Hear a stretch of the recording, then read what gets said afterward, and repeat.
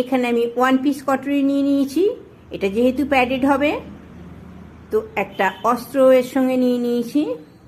আর দেখুন সাইডের সঙ্গে আমি সেলাই করে নিচ্ছি। প্রথমে দিচ্ছি প্রথম কটরিটা, তারপর দিচ্ছি সাইড ফেসটা, তারপর দিচ্ছি আবার অস্ত্রর কটরিটা।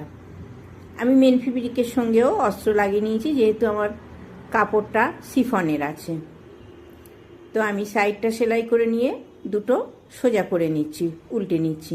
দেখুন দুদিকেই কি সুন্দর একদম ভেতরে চলে গেল। এবার আমি ডান দিক বাঁ দিক দুটো একসঙ্গে সেলাই করে নেব। আমি ভেতরের কটরিটা মানে অস্ত্রের কটরিটা বাদ দিয়ে রাখছি, শুধু মেন ফেব্রিকটা জুড়ছি।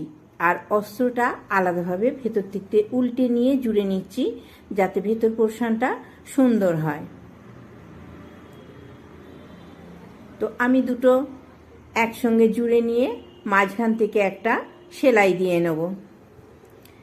এটার সামনে দড়ি সিস্টেম হবে, তো আমি আগে থেকে দড়িটা তৈরি করে রেখেছি।